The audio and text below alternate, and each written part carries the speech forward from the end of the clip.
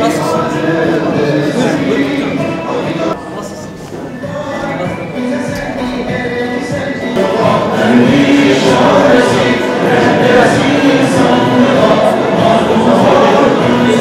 Selamlama konuşmasını yapmak üzere Manisa İl Başkanımız Sayın Sait Seyitoğlu kürsüye davet ediyorum. Buyurun. Sayın Genel Başkanım, zat-ı ailelerimizin Manisa'mıza teşrif etmeleri bizleri çok memnun etmiştir.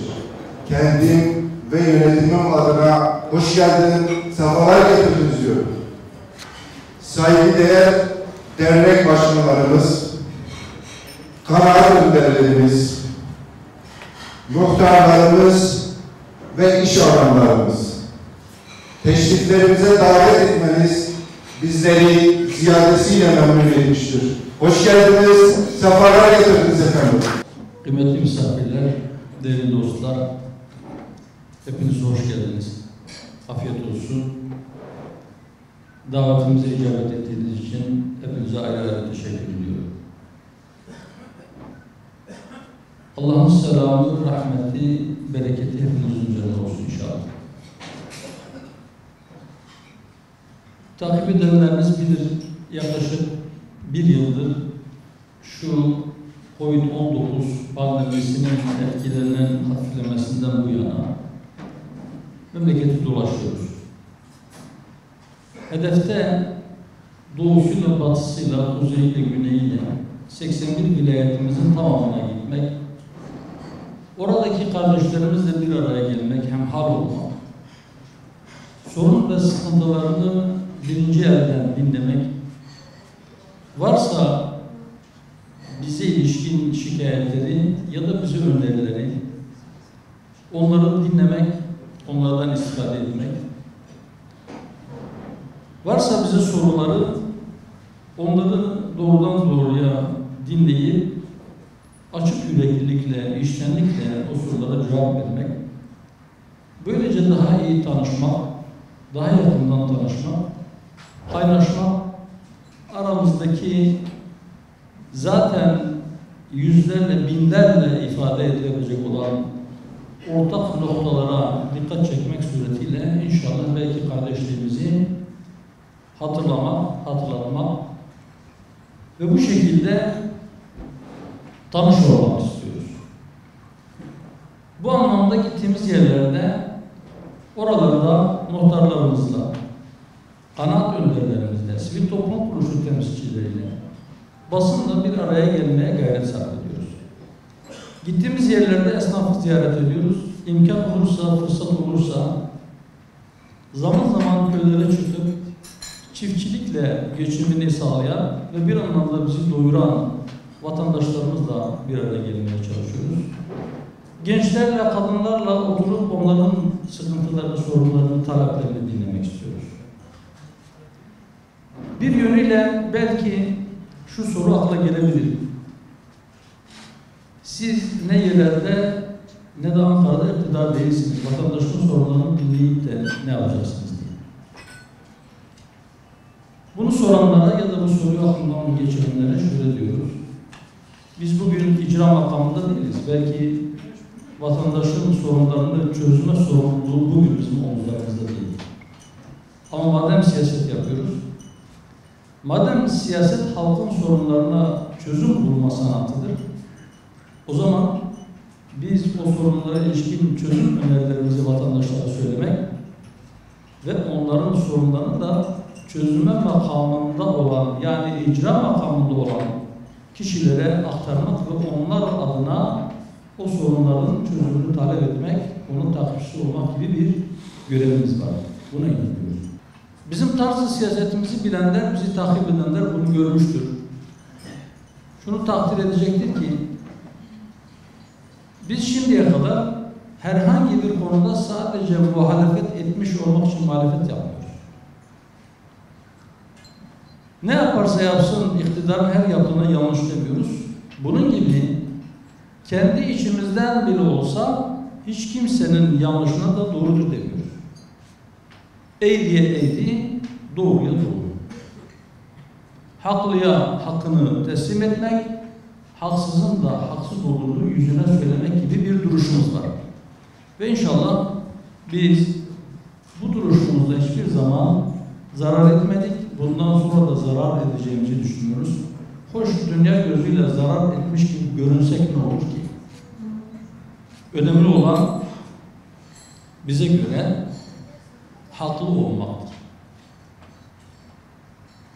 Eğer bugün vatandaşlara sorulursa siz gerçekten haklı olmak mı yoksa güçlü olmak mı istiyorsunuz? Eğer bir memlekette insanların çoğunluğu güçlü olmayı, haklı olmaya tercih ediyorsa orada bir sorun var. Eğer siz insanlara sorsanız siz varlıklı olmayı mı tercih edersiniz yoksa haklı olmayı mı? Eğer ciddi bir kitle varlıklı olmayı, mal varlığı biriktirmiş olmayı, zengin olmayı, haklı olmaya tercih ediyorsa o memlekette bir şeyde ters gidiyor demektir. Belki bu sosyal medyanın bu kadar çok yaygın olarak kullanılmasının 140 karaktere sığdırılmak istenen mesajların ya da 1 dakikalık videoların bu kadar yaygınlaşmasının bizi getirdiği noktadır bu. Bunun doğru olmadığını düşünüyoruz. Bizim tarzı siyasetimiz şudur. Biz diyoruz ki eğer biz haklıysak biz kınayıcıların kınamasından çekinmeyeceğiz, korkmayacağız.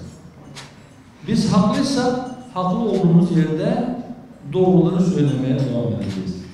Ama bu doğruları söylerken kırmadan, dökmeden, incitmeden bunu yapmaya çalışıyoruz. Zira memlekette siyasetin üslubunun çok sert olduğundan en çok şikayet edenlerden birisi biziz.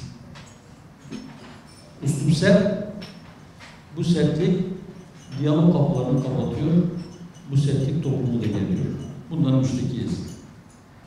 Keşke diyorum, ehli siyaset her birisi tek tek, herkes sadece kendini anlatsa, kendi doğrularını anlatsa ve insanlar bu kadar gerilmese, daha sakin bir ortamda hakikatler konuşulsa, hakikate varılmaya çalışılsa.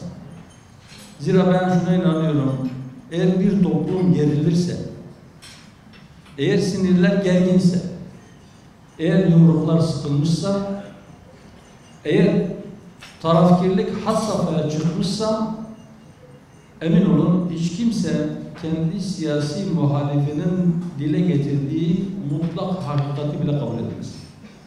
Çünkü kulaklar kapanıyor, çünkü gözlerin önünde perdeler çekiliyor. Ben kısaca bu maruzatımı sizlere arz ettikten, bu şikayetlerimi dile getirdikten sonra ben daha çok sözü size bırakmak istiyorum. Memleketin gidişatı hakkında ya da bu memleket geneli olabilir, bulunduğunuz yerle ilgili olabilir, çalıştığınız alanla ilgili olabilir, genel sıkıntılar olabilir. O konuda daha çok kardeşlerimi dinlemek, onların sorularını not etmek, varsa önerilerini onlardan istifade etmek ya da soruları varsa onları cevaplandırmak için sözü size bırakmak istiyorum. Hak ve adalet kapsamında Kürt halkının kendi ana diliyle, kendi ifadesi ve ana dille eğitimle ilgili partimizin görüşünü öğrenebilir miyiz? Tabii ki. Herkesin kendi ana dilini konuşması, kendi ana dilini öğrenmesi, kendi ana dilinde eğitim alabilmesi bir hak olarak tanımlanmalı. Sadece şu veya bu kavme mensup olan değil, herkese. Niçin herkese? Sadece orada değil, bir de İbrahim Suresi'nin 4. ayetine bak istersen. Bir de İbrahim Suresi'nin 4. ayetine bak. Orada da Allah-u Teala diyor ki biz istisnasız bütün peygamberleri kendi kavimlerinin dilinde onlara gerçeği beyan etsinler de diyor. Şimdi eğer her peygamber kendi kavminin diliyle onlara hitap etmişse bundan şu sonucu çıkarmamız mümkündür. 1. Bize göre ilmin kaynağı ilahidir. Alim-i mutlak olan Allah'tır.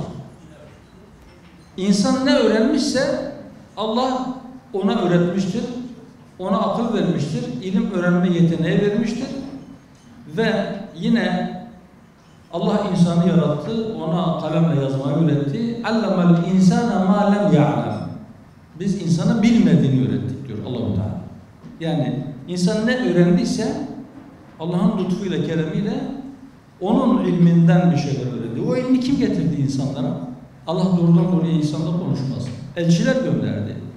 Ve Allah bizzat kendisi diyor ki o gönderdiğimiz elçilerin hepsi istisnasız gönderdikleri kavmin diliyle konuştular. Yani tabiri caizse bir anlamda peygamberler insanlığın öğretmenidirler. İnsanlara bilgiyi taşır. Diyoruz ki eğer Allah bütün kavimlere kendi dillerinden bir öğretmen göndermişse o zaman diyoruz ki bırakın eğer insanlar kendi dilinde eğitim almak istiyorsa bunu bir hak olarak tanıyın. Alır almaz o ayrı bir mesele. Ve ben şuna inanıyorum. Hani bazıları diyor ki eğer eğitimde dil birliği bozulursa memleketin birliği, bütünlüğü, beraberliği bozulur. Ben tam tersini düşünüyorum. Bütün diller Allah'ın ayetleridir. Bütün insanlar Allah'ın kuludur. Ve insanlar bir tarağın dişleri gibi eşittirler. Hiçbir dilin ya da hiçbir kavmin, hiçbir ırkın, hiçbir ten renginin sadece kendi o özelliğinden dolayı diğerine bir üstünlüğü yoktur. Böyleyken diyoruz ki insanları Allah-u Teala farklı farklı kavimler halinde yaratmış.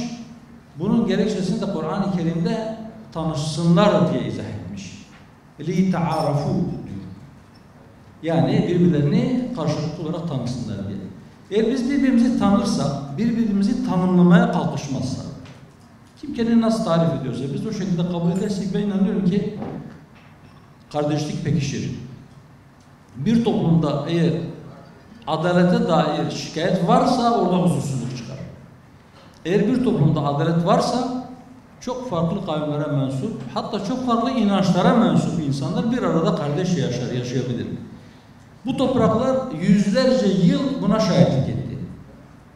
İspanya'dan kovulan Yahudiler geldiler burada mekan buldular değil mi?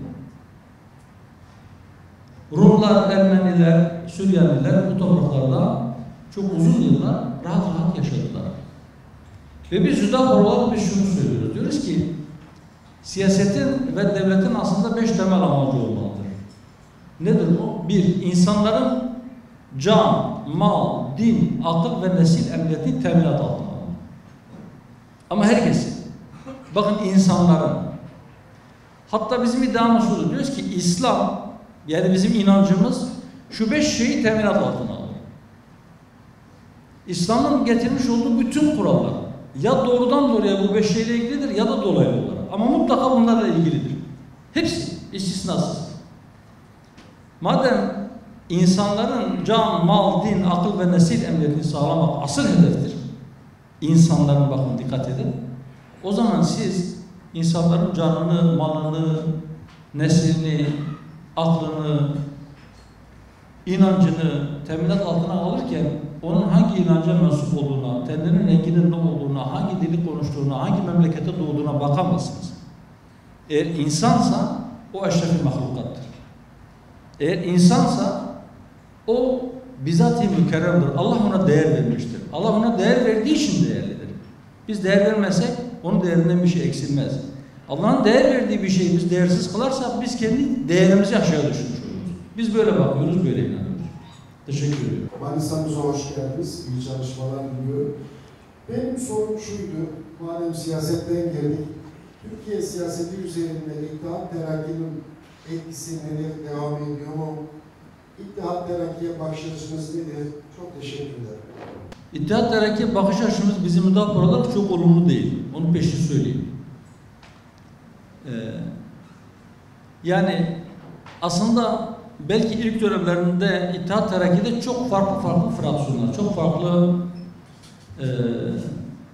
nasıl diyeyim, bugünkü anlamıyla siyasi yelpazenin çok farklı yerlerinde bulunanlar İttihat ve Terakki'nin içerisinde yer almışlardır. Fakat ana damar, sürükleyici olan damarların kökü dışarıda olmuştur. Böyle inanıyoruz. Kökü dışarıda olduğu için de sonuç itibariyle onların yapmış oldukları eylemler memlekete zarar vermiştir. Bugün de kökü içinde olmak şartıyla çok farklı fikirler burada savunulabilir. Hiç kimse başkasının fikrini kabul etmek zorunda değil. Ama bir şey eğer dışarıdan geliyorsa, eğer bir şey talimatları, herhangi bir siyasi hareket talimatları dışarıdan alıyorsa, dışarısı onu yönlendiriyorsa ya da onun mali kaynakları dışarıdan geliyorsa o tehlikelidir. Niye tehlikelidir? Bugün size para veren yarın size emir verir. Dışarıdan birisi size emir verirse, siz derken zaten bizi kastetmiyorum, lütfen beni yanlış anlamayın. Kendimi söyleyeyim, ben bir siyasi hareketsem, eğer ben dışarıdan talimat alıyorsam benim bu memlekete bir faydam olmaz. Çünkü dışarıdaki adam kendi menfaatine göre beni yönlendirmeye çalışır. Benim bu memleketin içerisinde bazı sorunlarım olabilir, bazı şeylere itiraz ediyor olabilirim. Bu doğaldır. Hiç kimse bir başkasıyla aynı düşünmek zorunda değil. Ama biz kendi sorunlarımızı emperyalistlere havale etmeden, kendi içimizde şiddete de başvurmadan kendimiz çözmek zorundayız. Biz böyle bakıyoruz. Bu nedenle de İttihat Terakki'nin memlekete çok ciddi zararlar verdiğini düşünüyoruz. Bugün de o etki yok mu? Bugün de benzer şekilde davranan, benzer şekilde hareket eden siyasi damarlar vardır. Öncelikle Sayın Genel Başkanım, birimize hoş geldiniz. Hüdapar olarak seçimlere yalnız mı gireceksiniz? Ayrıca ittifaklar hakkında Hüdapar'ın düşüncesi ve yaklaşımı nedir? Yani siyasetin doğasında ittifak vardır. Siyasetin tabiatında bu var. Eğer herhangi bir siyasi görüş, siyasi bir hareket kendi hedefini tek başına gerçekleştiremiyorsa birileriyle siyasi bir ittifak edebilir. Bundan şu sonuca da gitmek mümkündür. Siyasi hedefleri birbirlerine yakın olanlar birbirleriyle ittifak edebilirler. Bunlar siyasi ittifaklar için geçerli. Eğer hedefleri birbirine çok uzak olan, birinin ak dediğine öbürü kara diyorsa ya da birinin çok lazımdır dediği bir şey öbürü zararlıdır diyorsa, misal İstanbul Sözleşmesi gibi, çok farklı düşünen insanların aynı çatı altında bir araya gelmesi, siyasi ittifak yapması mümkün müdür? Bence eşyanın tabiatına çok uygun değil. Ama eğer bu ittifak siyasi ittifak değil, seçim ittifakıysa o zaman durup şunu düşünmek lazım. Şimdi Türkiye'de mevcut siyasi yapı, mevcut kanunlar iki türlü siyasi partileri ittifaka zorluyorlar, icbar ediyorlar. Ne demek iki türlü? Bir, şu anda Cumhurbaşkanlığı hükümet sistemi var. Cumhurbaşkanlığı hükümet sistemine göre seçime katılan Cumhurbaşkanı adaylarından bir tanesi %50'nin üzerinde oy alamazsa Cumhurbaşkanı seçilemiyor. Birinci turda %50'yi geçen olmazsa en çok oy alan iki aday ikinci bir tur daha seçime katılıyor ama sadece iki aday. O iki adaydan hangisi geçerli oyların yarısından fazlasını alırsa o Cumhurbaşkanı seçiliyor. Şu anda mevcut siyasi partiler arasında 130 civarında siyasi parti var. Bunların 30 kadarının seçimlere katılma yeterliliği var. Fakat Cumhurbaşkanı seçilmek için herhangi bir siyasi partiye mensup olmak da gerekmiyor. 100.000 imzayı toplayan aday olabilir. Biz o detaylara, o teferruatlara girmeyelim. Şu anda herhangi bir parti tek başına kendi adayını Cumhurbaşkanı seçilebilmek için gerekli olan %50'nin üzerinde oy alma potansiyeline sahip mi? Değil. Öyleyse en kalabalık kitlesi olan, en çok oy alma potansiyeline sahip olan parti bile kendi adayını Cumhurbaşkanı seçilebilmek için bazı ittifak araçlarına girmek zorunda. Bu tamam mı? Evet. Şimdi iki türlü dedik. Öbür türlüsü ne? Türkiye'de şu anda seçim olsa %10, 2023'ün Nisan ayından sonra olsa %7 olarak uygulanacak bir ülke barajı var. Seçime katılma yeterli olan partilerin büyük bir çoğunluğunun barajı aşamama riski var. Doğru mu? Öyleyse bu partiler de barajı açıp parlamentoda kendilerini temsil ettirebilmek için bazı ittifak araçlarına girmeleri tabidir. Ama buna rağmen biz kendimiz Hüdapar olarak kim ne yapmışsa biz ona karışmayız. Onu vatandaş herkesin karnesini doldurup notunu verecek. Biz Hüdapar olarak şunu düşünüyoruz. Diyoruz ki bizim ilkelerimiz var, bizim bir duruşumuz var. Biz sadece barajı aşmak adına Kim olursa olsun fark etmez, biz onunla birlikte bir ittifak kurarız demiyoruz. Demedik demiyoruz. Biz bir çizgimiz var, bir duruşumuz var, bir hayata bakışımız var, kainata, eşyaya, siyasete bakışımız var. Bize birazcık benzeyenlerle belki birlikte bir yol alabiliriz bir müddet. Ama taban tabana bizi zıt olan insanlarla bizim yürüyecek yolumuz yoktur. Biz ilkesiz değiliz. Omurgasız hiç değiliz. Eyvallah.